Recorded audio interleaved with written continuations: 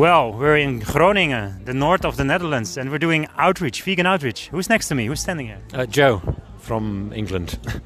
So, Joe, why are you vegan? For the animals, really. I'm ashamed to say it took me quite a while, but I very slowly realised what was happening, realised it was unnecessary, and put two and two together. And it was, there was no other choice, really. Yeah. So we're standing here in Groningen. That's the north of the Netherlands, one of the biggest cities. Can you tell me what you're doing?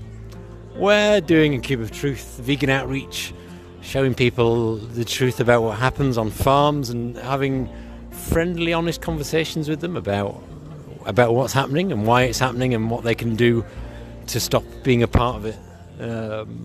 We don't accuse anybody of anything. We tell people, none of us were born vegan here. We all came to this realisation at some point. We all come from cultures where eating meat is normal.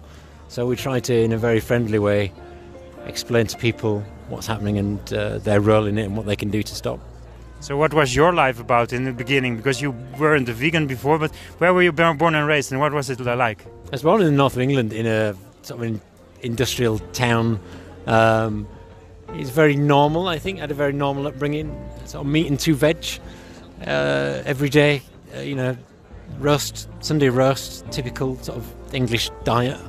I ate meat with every single meal, apart from maybe breakfast. But then I still had cow's milk at breakfast. So I consumed so much animal products.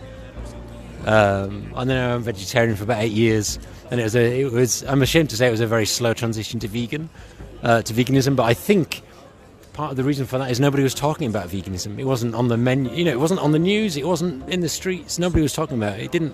I kind of vaguely knew in the back of my mind that it existed, but only in a very vague way. Nobody was talking to me about it. I think in 2005, if somebody had told me about veganism and explained to me what was happening, I would have gone vegan then, but nobody was saying it.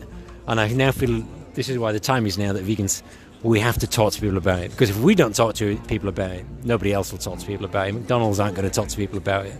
It's down to us to explain what's happening and why. And yeah, it's an important issue on the agenda also because the environment is all in a process that it needs to change. People need to change their consumption, their clothing. They need to really see that the difference is that you can help the animals and not suffer and make them suffer. Yeah, it's all connected, it is connected. And it's connected with so many other things, not just environment, but the way that we treat people around the world. And for me, I know a lot of people go vegan and then become aware of other injustices, but for me, it was a matter of in the early 2000s, I became aware of exploitation of workers around the world, how there's child slaves in Africa gathering chocolate, how there's migrant workers are exploited to pick vegetables. The whole textile, the whole clothing industry is just rife with abuse. And I actually became aware of all that first. And veganism for me was an extension of that. So I stopped buying clothes that I didn't know the origins of.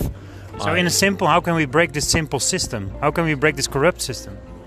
I don't know. I have a lot of friends who are very anti-capitalist, and I think I agree with them in that there's a problem, which is that our system at the moment is pay the lowest price, ask no questions, and and then keep consuming. Exactly, keep consuming. But the truth is that if we pay the lowest price and ask no questions, somebody's been exploited for it, and the whole system relies on people not asking any questions. So for me, when I started asking those questions, where are my clothes from? Where is my chocolate being made? I arrived at all those points first, long before I arrived at veganism, and it was just an extension of that. We're talking about Dierenvrij. That's in Dutch Dierenvrij, but in English it's animal free. Yeah. Well, I came up with this, and I'm not Dutch, so I'm quite happy that Dierenvrij means kind of freedom for animals and also free of animals. Yeah. So you could say it of food, but you can also say it's like Dierenvrijheid as well as vrij van dieren. And so it's also promoting the challenge22.com, of course, and Dominion, and Dairy is Scary. What's the video about? There's a Dutch equivalent now called the Duivel in Zouvel, which is just it's like a 5-minute video about the dairy industry, and it's quite shocking. It's by an American woman called Erin. I'll say Erin Janus, but of course she's American, so it'll be Erin Janus. But on the cards that we've got, Dierenvrij.nl is like the main thing that we're trying to drive people towards. The other videos are just suggestions. But the benefit of having the website is that it's in Dutch, it's in German, it's in English, like automatically. It's going to grow internationally. It's going to go big. That's the idea. And because we have a lot of Germans here, and we have a lot of students here who don't speak Dutch. So